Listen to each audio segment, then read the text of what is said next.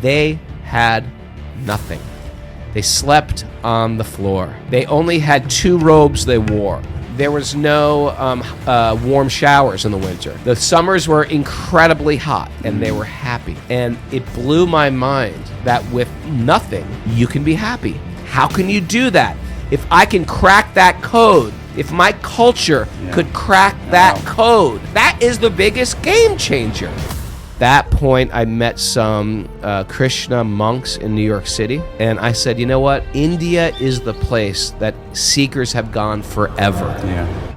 Like before I went to India, I was in a band. We'd stay up all night. Now I'm waking up at 3 in the morning. When you shave your hair off, like in India, you'll see the sadhus with wild hair. Yeah. But it's not to look beautiful. It's just like this hair stuff, there's so much ego invested in hair.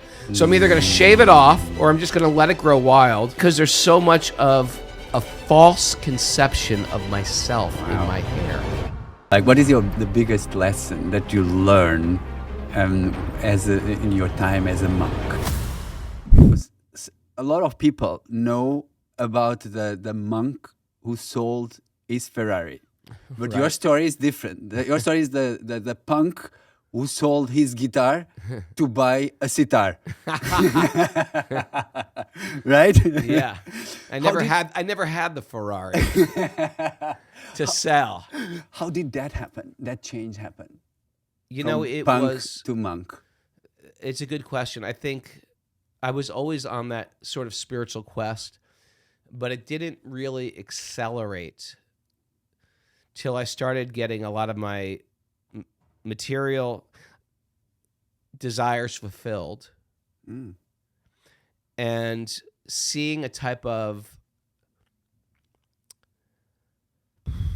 temporality in the things of this world that I thought were very solid. And it happened to me sort of in two things. And I think the whole world comes to the thoughtful people, I think, in this world will come to the same conclusion, that there's nothing I can get. There's nothing I can purchase. There is no particular soulmate. There is no economic level to get to that will actually satisfy my heart. Right? That won't necessarily even be taken away from me. I could fall in love, but we oftentimes lose the one we love. Right? They can leave us. They can get sick and die. So there is a God-shaped hole in the heart. And we try to put so many different things in that God-shaped hole, except God often. And I'm not talking about a particular religion. I believe that God is one and religion is one. Okay. And I believe that you can find truth and God through so many different ways. I was attracted more to an Eastern path.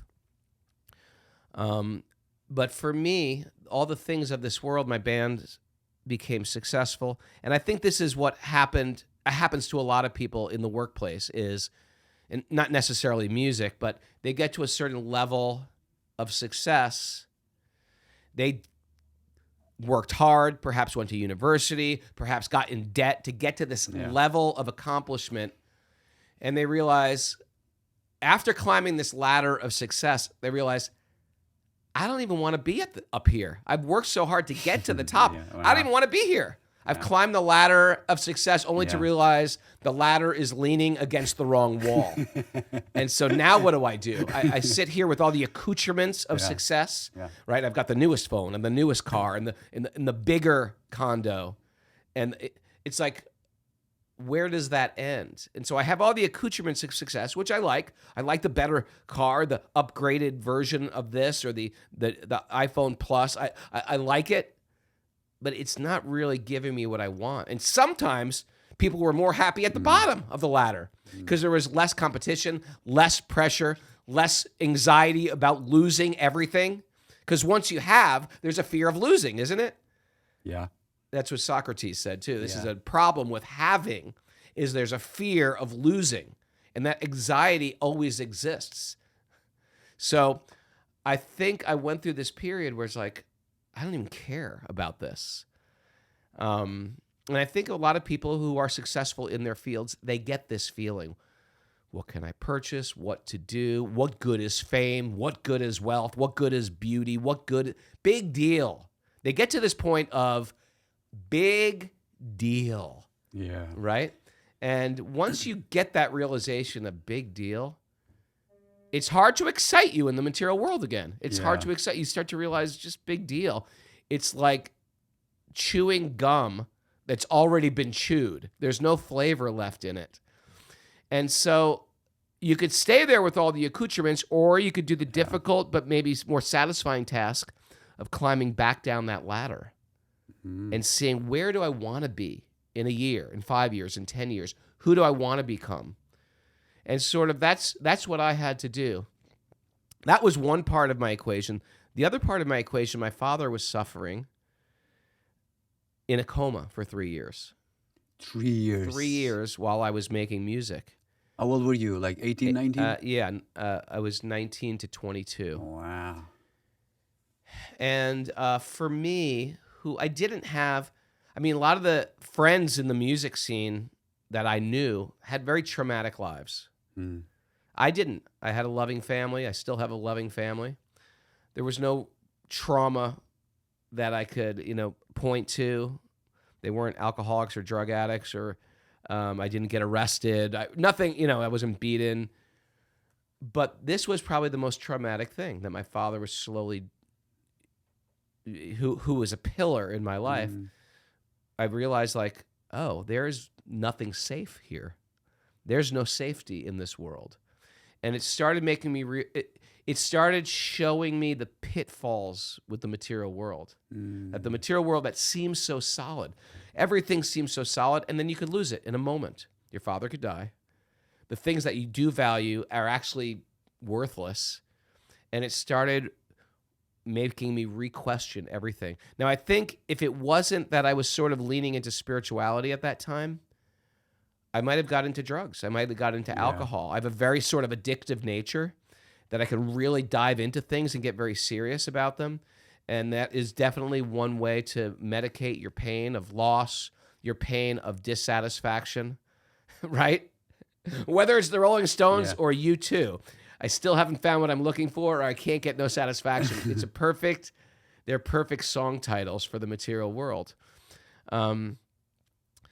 But instead, I was leaning into spirituality, and I tried to find there's got to be more in this world than this. And that's what sort of set me on my spiritual, almost like a spiritual slingshot. Like I was propelled to go deeper, quicker, faster when my father died. I think after our band got signed to a bigger record label, we did a very big tour. Again, you got to understand, New York City in the 80s, there were no yoga centers. Yeah, exactly. The only yoga centers came from gurus from India, only a few. And so I was taking yoga because, not for health, I was taking it for spiritual information. Because I thought that from my ecumenical study of spirituality, there was so much information in the East that sort of tied all these wisdom traditions together. That's how I found. And so then that gave me more and more faith to go deeper into that yoga tradition, deeper into the spiritual traditions. And I found a lot of shelter in the Bhagavad Gita. And at that point, I met some Krishna monks in New York City. And I said, you know what? India is the place that seekers have gone forever. Yeah. And I really feel like it's calling me. And this was before cell phones and before internet and before satellite television. And so a lot of people can't even imagine what traveling was like back then. Exactly. Before TSA, before you just get on a plane and you go somewhere, and there's no credit card. We didn't travel with credit cards or cell phones. People can't even think. I try to explain it to my kids. Well, how did you book your flight? How did you book a hotel? You have to write a letter. You have to write a letter to an ashram. Hopefully, you'll get a letter back from airmail. Yeah. And they say, oh, and then you have, okay, well, I'm changing my dates. The dates I'm arriving. and you have to figure all this stuff out. I don't even know how. I got here today using maps on my car. What did we do before maps? We pulled over and asked a cop, how do you get to, 53rd Street? It's hard to even believe we did things before cell phones and smartphones, and my kids can't imagine a dial telephone. I tried to explain analog music and records to my 11-year-old. I tried to explain. He goes, well, why don't you just put them on your phone? Why do you need these giant things? It's hard to even explain. So, I went to India on a one-way ticket and tried to figure out how to get there, what to do, and who to meet. And I met up with some monks. And I tell you, the most profound thing happened because I had a bunch of money saved. And the interesting thing was I'd never had money, but I had a bunch of money saved now. And I was suspicious about everyone. And I think that's sometimes what happens when people get money is they start to feel like, what if I lose my money? How am I going to protect my money? You're in more anxiety. The thing that's supposed to give you more safety or more security was putting me. I never had money. Yeah. And now I had money and I was in more anxiety. So I started to meet all these other monks. And I noticed something very interesting about them. They had nothing. They slept on the floor. They only had 2 robes they wore, 2 sets of underwear, 2 shirts they wore. They woke up very, very early. The winter was very, very cold. There was no central heating. There was no warm showers in the winter. The summers were incredibly hot, ridiculously hot. There was no air conditioning. And they just learned how to be tolerant, and they were happy.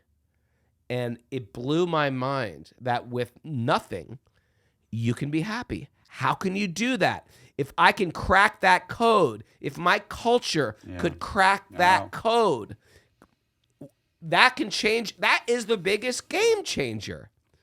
And the interesting thing was, here I was from a very comfortable life, from a very middle-class life, who's got money saved, and I'm still trying to figure out how to be happy, how to get rid of it, depression, how to solve my own personal problems. I'm competitive in my head and filled with anxiety in my head.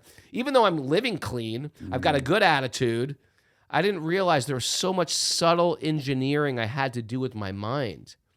And this is the power of yoga as above to just being straight, where I didn't drink, I didn't smoke, I didn't put all those toxins in my body. Yeah.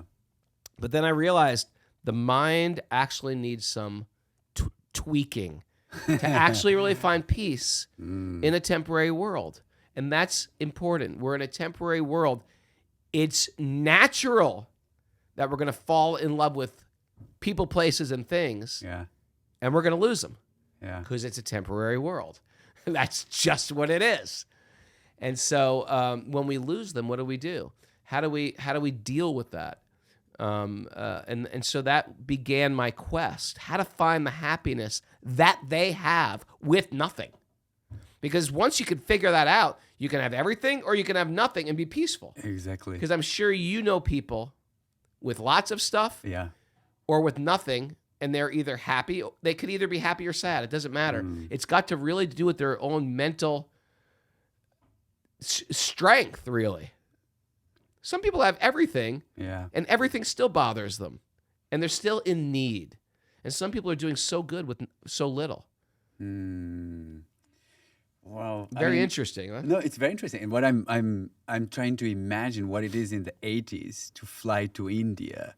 It must have been crazy. I mean, that's isn't it interesting? It's super interesting. For me, actually, what is interesting is for me, I was the same position as you. I had a very comfortable life, but I was also looking for deeper answers. And I went to India, and I went to an ashram, and I remember exactly what you experienced. I also experienced. Right. I was talking with monks, they had a different kind of happiness. It's a sublime exactly, happiness. exactly. And then when I was talking with them, and one of them took me to his room, I was talking, and exactly the same. He had 2 pairs of jeans, two T-shirts, a book, and the happiest person in the world. And that's where I also went like, there's something here. And that's also when I started my my spiritual journey, and India took me in that direction. Now, what I find interesting is that a lot of people, they start feeling the same as you. Is that it? I mean, I have a lot. There's some kind of void. There's, start asking questions. Now, the most difficult where people get stuck is to take that step into that's it. I'm going to change and I'm going to do it. How was that decision for you? That's what I'm interested. It's interesting because in one sense, it was extreme. But in another sense, I always kept a type of discernment with me. Like, am I making the right? I liked it. I would like to pretend I was like, I'm 100% in. But even when I went 100% in, I was still struggling also with the mind. I was still struggling. If you read my book, Punk to Monk, I don't know if you read it yet, but not yet. I speak about my in one sense, my disgust with my material existence and my excitement for my spiritual life. But I also share in a very vulnerable way my struggling with, hey, this is a completely different culture. Hey, this culture has completely different rituals, daily rituals, rising very early, going to bed very early, sitting and doing meditation for hours. The way they eat, the way they live, it was very, very foreign to me. So I did struggle. I would like to say that I was like a Japanese bullet train going straight ahead. Yeah. But I was definitely always questioning my choices. But the more I questioned, the more I felt like, no, this is exactly what I need to do. So I think there was a timeline where I was sort of waiting to see what would happen with my father. And then also there was this type of success with my band. And at that point, I was just like, you know what? It's over. I just cut it. And I just told my band, I have no idea, but I need to go away. So yeah, it was sort of a,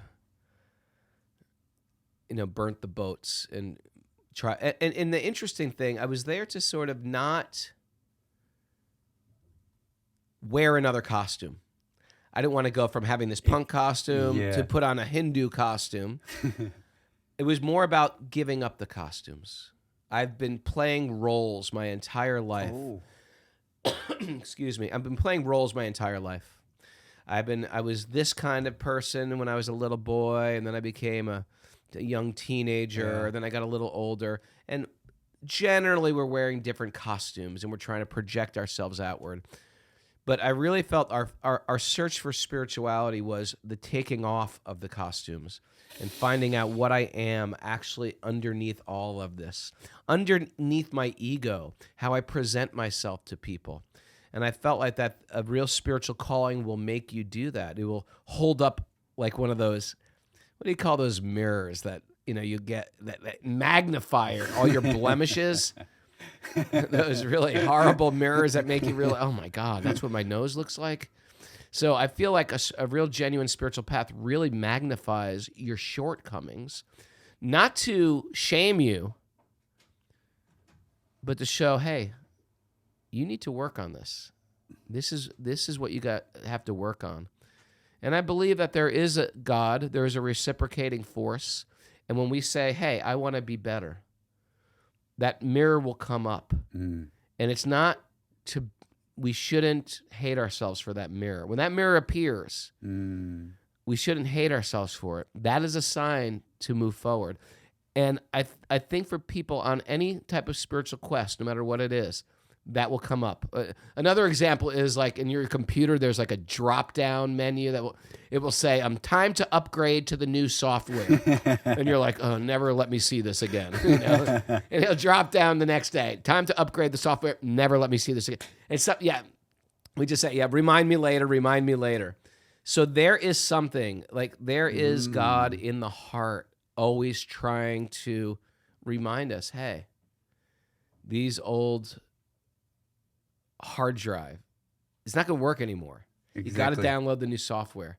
You've got to upgrade. Yeah. We've got to move, right? This worked when you were little. It's how you dealt with pain.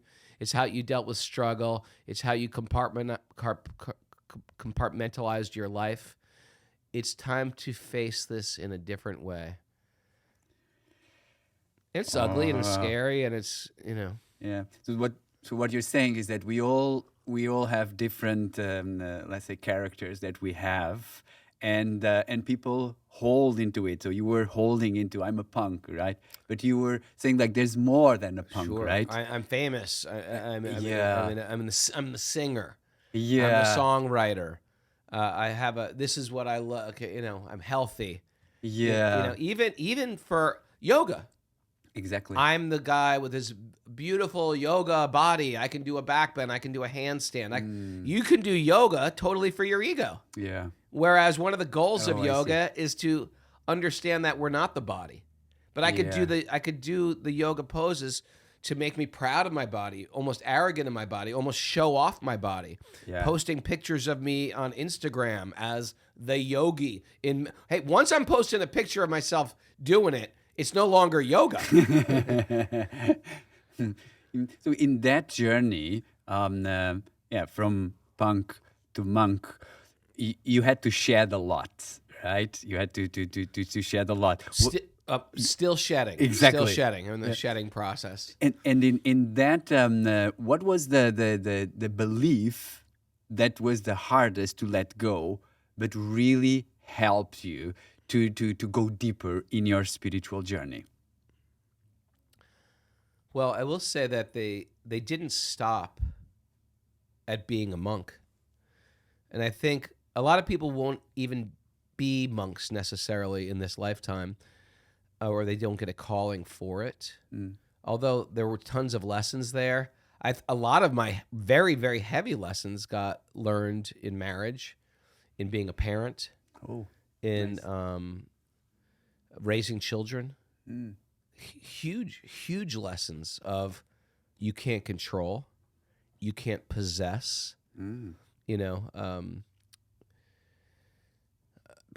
yeah, I mean. But for you, which one was the one that you remember that I had this belief, and the moment I let go of that belief? I think a lot is with children, actually, because what is a child? Well, when they're young, you become their God. Yeah.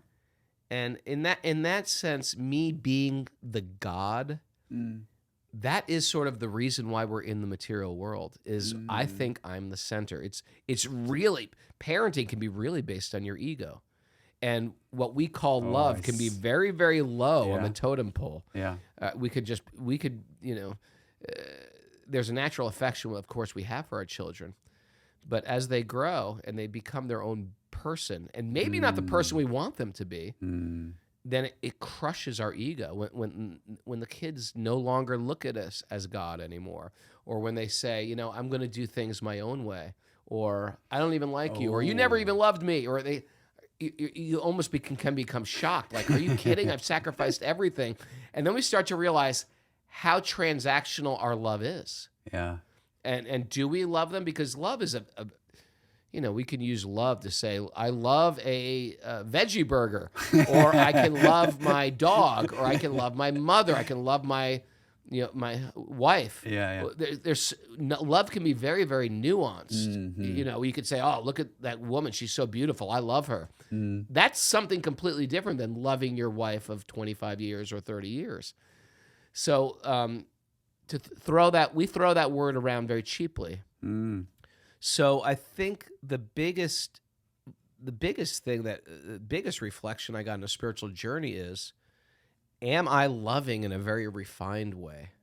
And what does love ask from me today? What does it ask from me today? Does love meaning grip tightly, or does love meaning really let go?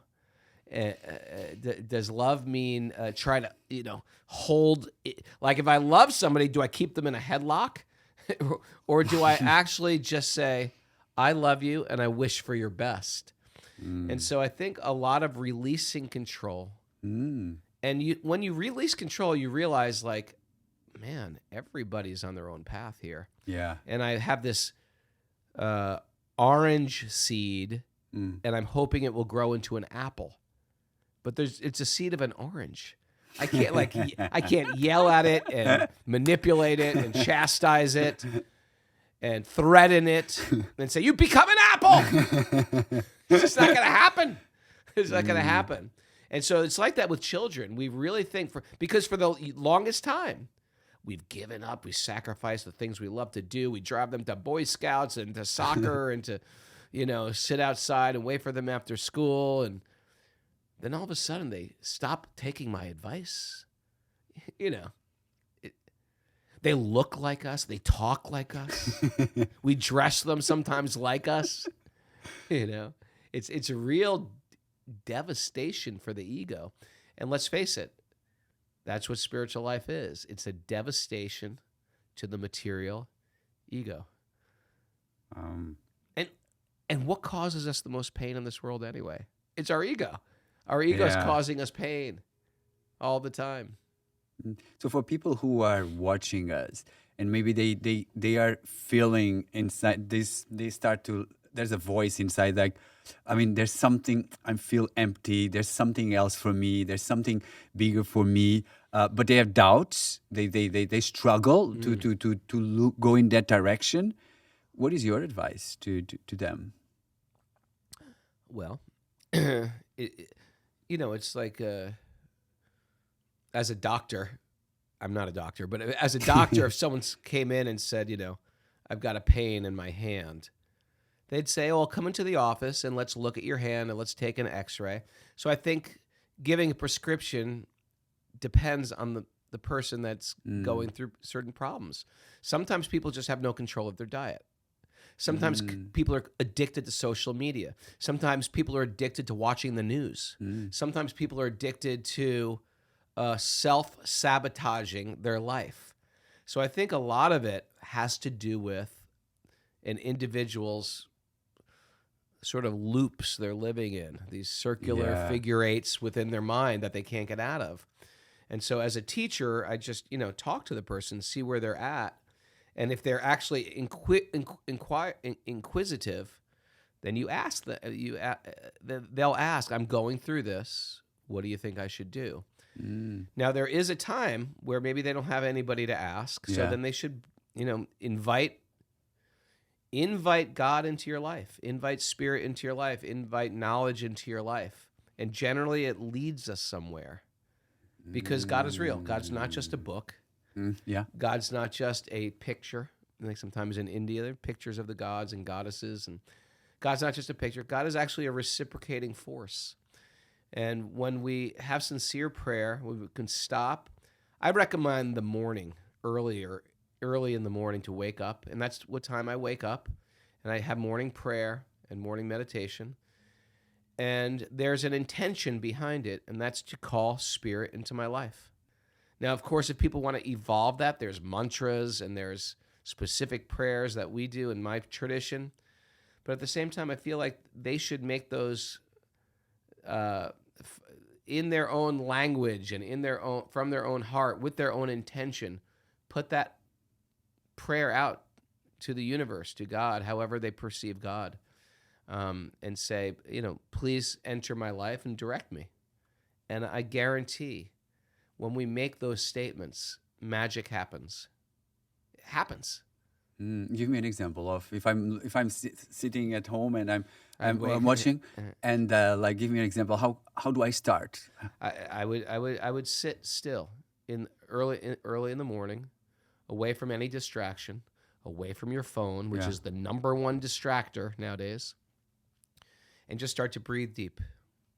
Breathe 3 times deeper than your normal breath. Get rid of any worry or anxiety and just sit there and breathe for a few minutes. Close your eyes, and then with heartfelt prayer, say, however you picture God, You know, it could be Krishna, it could be Buddha, it could be Jesus, right? However you picture God, it could be light. Say, if there, or it could be my higher power, if there's a God in the world, please enter into my life. Please give me some direction. Please give me some information.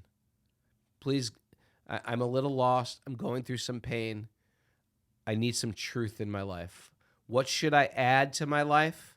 What should I let go of in my life? There's certain things we know we should let go of, and there's certain things we know we should add. And I find that when that's a sincere prayer, I find that magic happens. Direction comes. And sometimes it comes quicker than we want it to come. And so there are different ways that it will come to us in different ways. Like sometimes you'll run into somebody, you'll find a book on your shelf that you've had there for years and you've never read. Yeah. You'll run into an old friend. You'll see a film or a movie or a podcast, and it happens. It just happens. So and you got a lot of that wisdom from your time as a monk. Like, what is the biggest lesson that you learn in your time as a monk?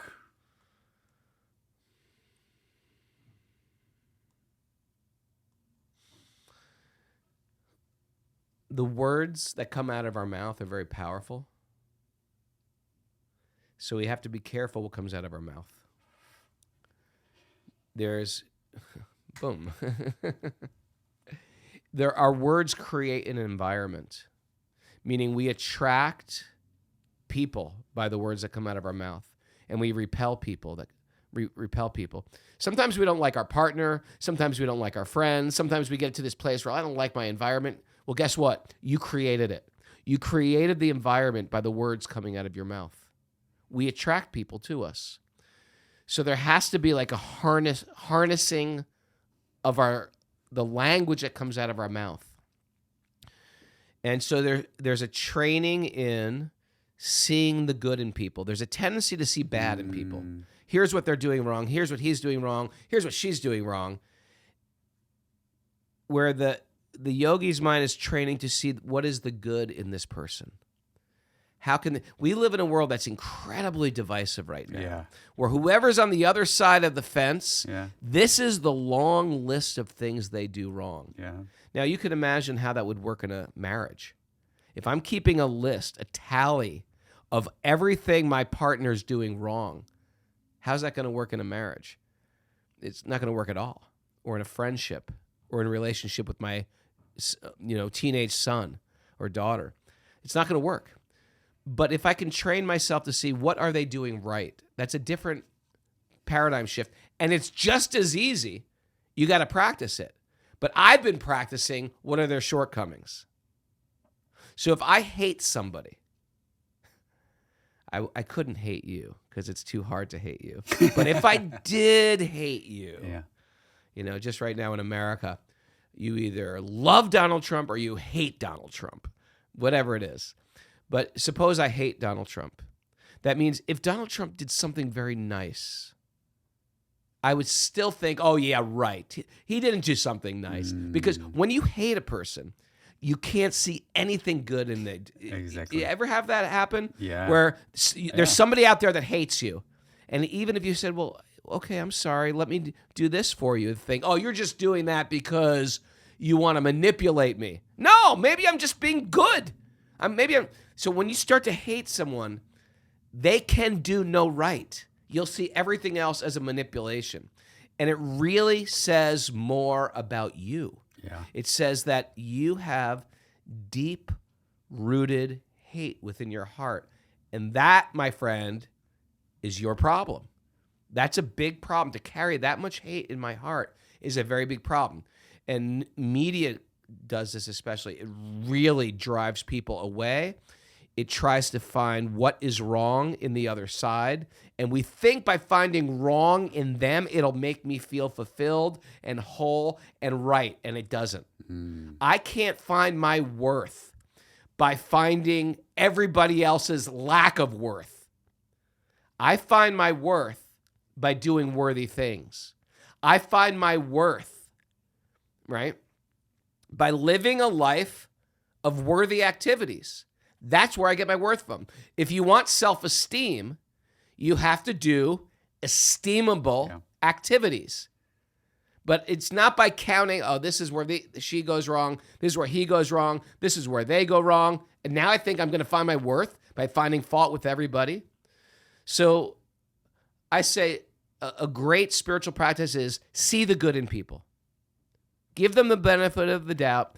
See the good in them and let them know it. Let them know why you can appreciate them. Now, oftentimes, there's people in our life, good people in our life, loving people in our life, that we don't even verbally appreciate. Yeah. We never say, hey, thanks for that. You do that for me. I just want to know how much I appreciate about you. We don't even tell them that. People that would do backflips for our benefit, we don't appreciate them. So this is the first stage. Can I appreciate and let them know why I appreciate them, right? A good practice for this is immediately send a text message to someone you know, right? And this is for anyone listening. Send a text message to someone you know that loves you and will do anything for you. Send them a text message and say, hey, I just want you to know I appreciate you for A, B, C, and D. That alone, how's that going to land for the person getting that message?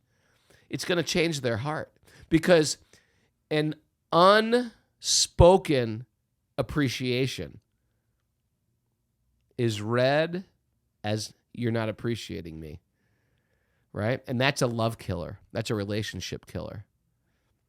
So speak your appreciations. Speak your gratitude. Speak the good you see in people, right? And then if you get good at that, appreciating the people that love you, then take it to the PhD level. Which is? The PhD level is seeing the good in people that drive you crazy. Seeing the good in people that get on your nerves. Seeing the good in people that don't like you. And when you can master that, you're not of this world anymore. You've developed the mindset of a sage. Because ultimately, everybody actually is good. They just make some bad choices. They have some bad thought loops. We like to think there is the personification of evil. Yeah. But there's not. There's just lifetimes of bad choices. And so therefore, that's why great masters like Christ, right? Or in the yoga tradition, there's so many great masters that are Christ-like, that they don't hate the people that are hateful. They just feel compassion for them because they know there's so much internal misery and they're performing activities that are going to ruin their destiny. How's that? Wow. Does anyone have any questions after this? I don't have any questions after this thought. That was deep, man. That was deep. It's a deep world. Yeah. I think, basically what you're saying is like whatever you focus, that's what happens, right? That's what happens. And what you're saying is that if there are two things. Well, the first is appreciate the people around you. So start with that habit. The second is to see the good in people and even in situations, right? And what you're saying, and that was my favorite part. This is a habit. It's a practice, right? A practice. It's not something that, oh, look at him, he was always like that. No, it's a practice, right? Sure. That's what you're saying. Now, what I'm curious about is for people like to understand what are the consequences once people start practicing this, appreciating others and seeing the good in people and in situations. How does that impact someone's life? Well, first of all, you start to attract very special people to you.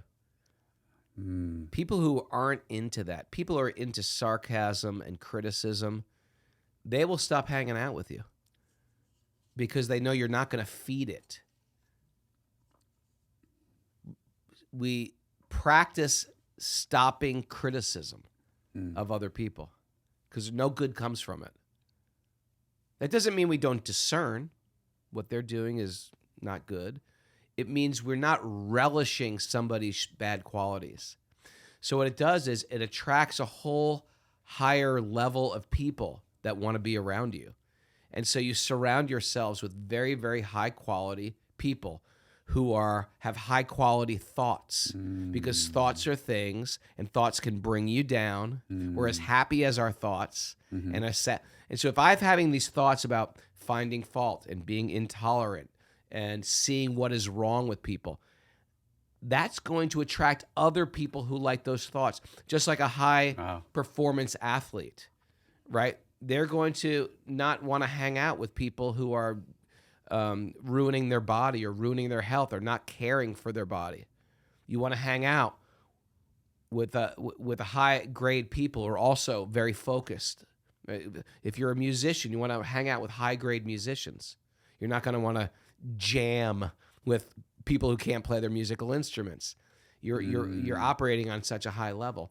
So we see this in the material world with say music or with art. A good artist wants to associate with 5 other good artists. If you hang out with other artists that aren't that good, it doesn't make you any better necessarily.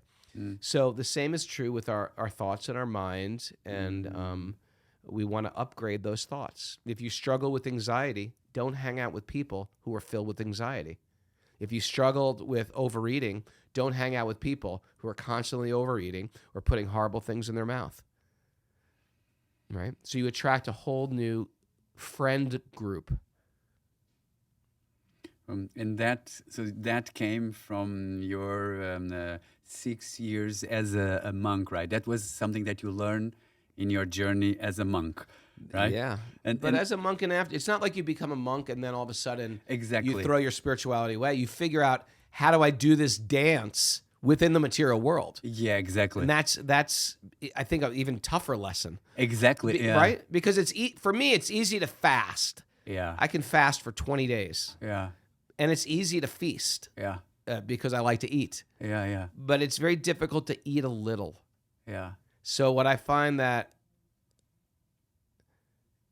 applying spirituality outside the ashram becomes much more difficult. Exactly. In a situation where you're dealing with business or dealing with people who aren't on your spiritual path, or dealing with people who maybe are not acting like a monk back to you. Maybe you're trying to be forgiving, but they won't forgive you. So that is where you got to put all this stuff in practice. Yeah, yeah. You know what? I spent some time in Bali, also in my spiritual journey, and was interesting. There were a lot of people there. They were in a bubble. They say, "Okay, I'm here. I'm healing." But they were just staying there, Right. in Yes. that, and the healing continue and staying there. But for me, the realization was like the real test, or the real test happens when you go to the real world and then you face the people and all the situations. That's for me the big test, and that's what I see is like, it's not just about being being a monk. The monks that they are there and they are in peace.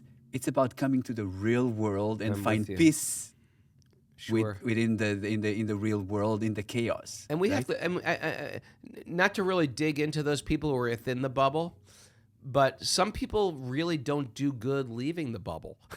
Some people I know, they're meant to be monks. They just need to do that. They need to be surrounded by that 24/7. They cannot cope with the material world. Yeah. I get it. I'm one of these people, like, I was trying to do my thing so much in the city, even after I became a monk. Finally, I was just like, it's over. I'm over living in the city. I want to raise my children in the countryside. We live on a farm. We have a creek. We have a pond. We have a forest. We have sheep. We have, ducks. We have, chickens. We have peacocks. That's how I wanted to raise a family. That being said, my partner that I do my podcast with, he was a monk for 12 years. And he loves living in the city. He lives in the Upper West Side. He lives a very simple life.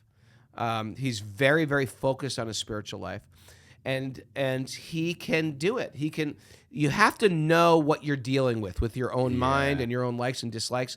And I find that he can create a bubble around himself where he can really extend himself to people, Yeah. If you've spoken to him, he's very spoken. thoughtful. Yeah, He's he's very grounded. amazing, yeah. He's like he's going to have me and my mother over for lunch after this. He will sit us down. His apartment is like impeccably clean, right? He's about to, I'm going to pick him up and then we're going to go up to the farm. But it's impeccably clean. Everything's impeccably organized. And he has the ability to be within the chaos and not be of the chaos. And some people have that ability. And some people actually need to be in the countryside. Yeah. They need a wife. They need a husband. They need children. And in that sort of chaos a little bit, you know, having kids. If you have kids, it can be chaotic. But it's sort of what they need in this world to get them through the other side. So with me, I raised 5 children. I'm still raising 5 children. And for me, it's been a blessing. And I needed that type of chaos for my mental, my psychophysical constitution.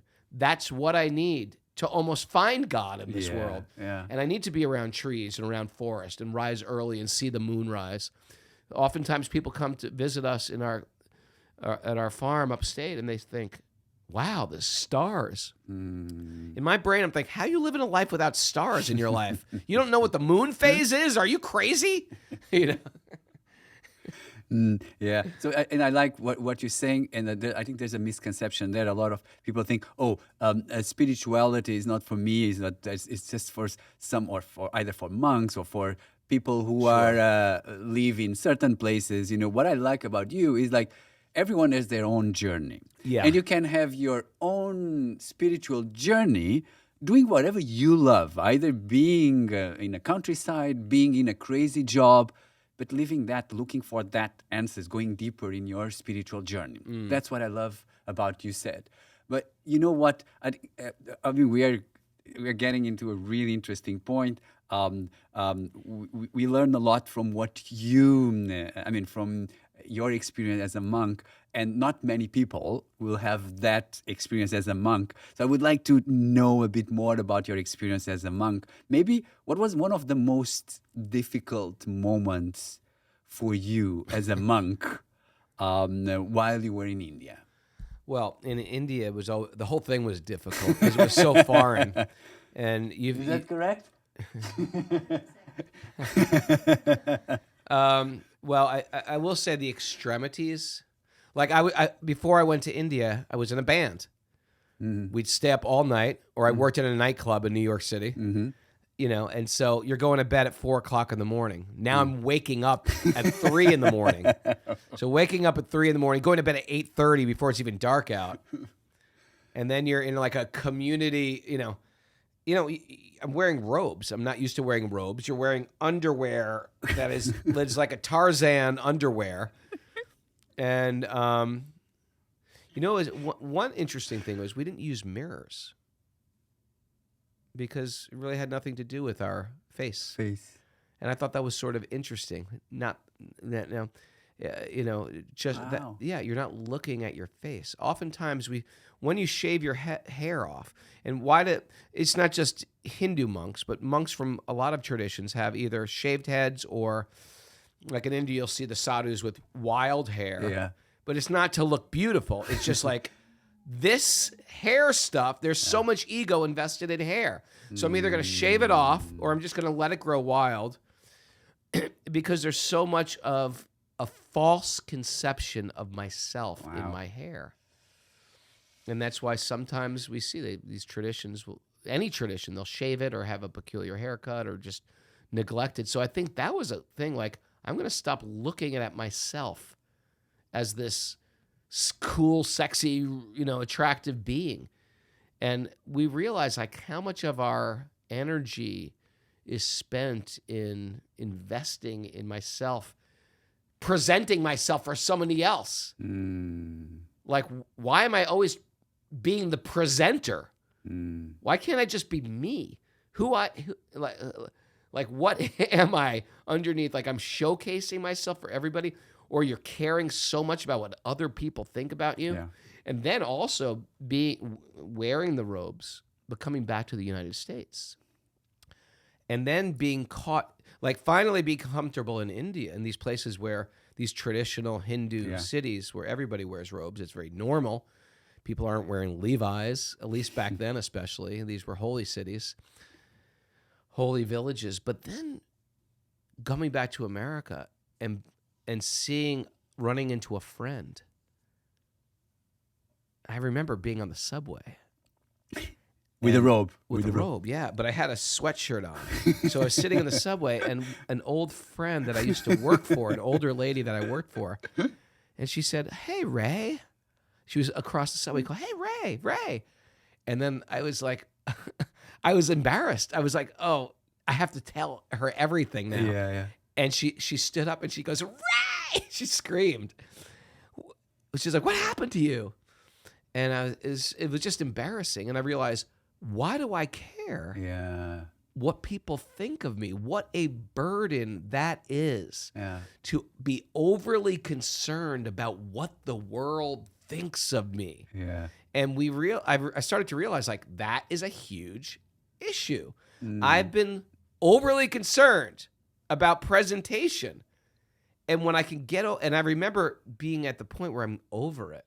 What people think of me is none of my business. Wow. What I think of myself, that's my business. Wow. And that is a relief. It is in freedom, right? That's a type of freedom. Freedom, That's right? a type of freedom. And it's hard when when you don't even have a clue or even a map of how to get rid of that. Yeah. So what I like for you, that's just that representation of you don't have a mirror, which means like it doesn't matter how you look, like it doesn't matter. Like here, it's not the most important, right? That was the message. The most important is what is within. What is within? What I'm thinking. What are my thoughts? What's my intention? Wow, so cool. We're coming to the end, and now I'm thinking that of course you had a lot characters in your life. There was a punk, there was a monk, and now maybe there's the spiritual guide. Sure. Well, I've always had spiritual guides in my life. So what is it, the phase that you are now? How do you define the phase that you are now? Well, just because, like anything else, if you are good at film or recording or music and you play the violin very beautifully, somebody's going to ask you, "Hey, can you show me how to play the violin?" That's very natural. So I have a lot of students, but at the same time, that doesn't mean I've figured out all my life's problems. I have teachers that I consult with on a regular basis. Why? Because they've walked this path ahead of me. And it's like if you're trying to cross the desert, you want to talk to people who have also crossed the same desert. What are the landmarks? What are the pitfalls? Can I cross this river? Is this river too rapid? Is there a hole? Is there a crater? A canyon I have to watch out for? Are there dangerous animals? So we always want people in our life that can lead us. That's not a bad thing to have leaders or even heroes, people that you look up to or that are inspiring you. And they've led what are some pitfalls on this path? And then when people see you walking that path, they want to ask you those questions. And not everybody's going to have a spiritual calling in this lifetime. Yeah. Some people get it at a young age. I was 22 and I was really, this is for me. Yeah. Some people get it in their midlife. They say, what's the point of my raising a family? Some people get it in their old age. What have I done with my life? And some people never get a calling in their life, or they're not interested in a spiritual calling. So I don't think it's there's a unique demographic that ask these questions, and or are attracted to this. And sometimes they get intrigued, or sometimes it's just something devastating happens and they say, never again. And I met a lot of people like that, or they're going through some real critical, devastating sinkhole in their life. And that's when those questions arise. They've put all those questions on hold, and then somehow something very secure in their life just falls apart. Yeah. And they start thinking, wow, that could have been me. Now what? What should I do? It's important when we get those internal questions that are questioning our very existence. it's important to act on them. Exactly. You know, sometimes there's a near-death experience, or sometimes someone we love dies, and we think, wow, that could have happened to me. What am I doing with my life? Am I really living the life I want to live? Those are important questions. We should write those down, because a few days later we'll say, well, whatever, that happened, but back to my life, back to my world. Write down those questions. Here, those so-called tragedies are actually messages for you from your higher power to give us direction. Don't just, we say in America, talk to the hand. when the messenger's coming, don't say, talk to the hand, right? Hear the messages, take them in, let them direct us. Ask more questions. Wow. I love it. So last question for you is for us, like we're all about helping people find something bigger. There's something bigger. What is something bigger for you? What's something bigger for us? For you? For me personally. In a broad way, everyone else has something bigger, but it's unique to the frame, to the chassis they were born into. We're all born into a type of chassis with a body and a mind. So for me, it's communication. That's what I feel. So I'm always thinking of ways to communicate and broadcast a spiritual message. It could be done through music. It can be done through podcasts or interviews like we're doing right now. It could be done through writing books, so I wrote my book. And so that's my prayer to the universe on a regular basis. What next? What would you like? And I think that's a great prayer, because oftentimes I'm asserting, this is what I'm going to do, and this is my plan, and I've got it together. And sometimes it's a better question, what next? And so that's my regular thing. And I've been doing this podcast for a while. I just wrote a book, and there's other books I want to write. There are other programs I want to do. I'm trying to focus on unique demographics, like men who are going through particular men's struggles. And so I'm asking the universe, okay, what do you want me to do next? Because sometimes we want to tackle them all, and we lose a little bit of a focus. And sometimes when we want to refine things, you got to really dial into one thing first. So I'm at an interesting, unique place right now. What next? So it's generally going to be somewhere in the world. I know the direction. It's communication through spirituality. How that's going to manifest, You're waiting for the message. I'm waiting for a higher message. Higher message, and that's my prayer right now. What's next for me? Wow. Can't wait to see what's next for you. What a life you have lived, man. So good. Thank you. Right. You too.